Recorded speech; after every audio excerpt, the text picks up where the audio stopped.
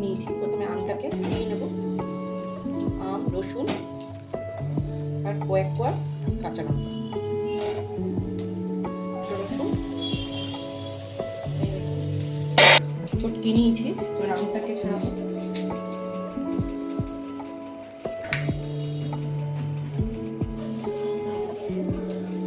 আমগুলো ঘষে আমি সিদ্ধ আমটাকে চটকে নিলাম, যতটুকু হয়েছে।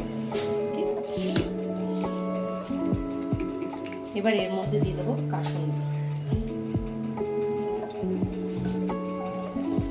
চিকেনের মধ্যে দিয়ে দেবো, চিকেনটাকে ম্যারিনেট করবো। আর দিয়ে দেবো সরষের তেল, পরিমাণ মতো হলুদ। এবার এটাকে মেখে নেব।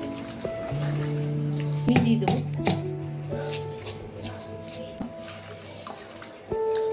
কিছুক্ষণের জন্য ঢেকে রাখবো। আমি পেঁয়াজ বড় মিডিয়াম সাইজের দুটো পেঁয়াজ দেখিয়েছিলাম, সেটাকে কুচি করে নিয়েছি। আপনারা চাইলে এখানে ছোটো সাইজ হলে 3টে বা 4টে ইউজ করতে পারেন। এই আদাটা গ্রেটারে গ্রেট করে দেবো। আদা গ্রেট করে নিয়েছি।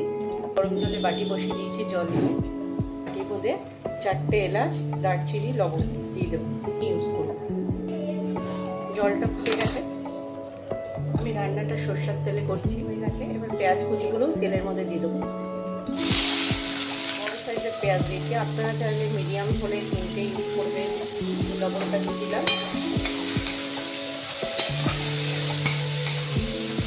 পেঁয়াজ দেবো, এদিকে মশলাটা করে নিই।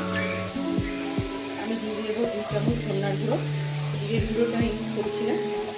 আর যেহেতু আমি কাঁচা লঙ্কা কুড়িয়ে দিয়েছি, তাই জন্য লঙ্কার গুঁড়োর পরিমাণটা একটু কমই দিলাম। ফলে গুলে নেব। এর মধ্যে গ্রেট করা আদাটা দিয়ে দেবো।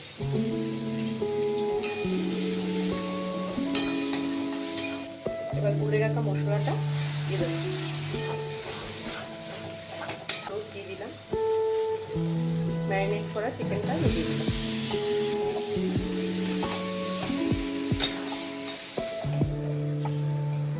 অন্যদিকে আমি যে জলটা গরম করে রেখেছিলাম এলাচ দারচিনি দিয়ে, ওটা আমি ছেঁকে রেখে দেবো।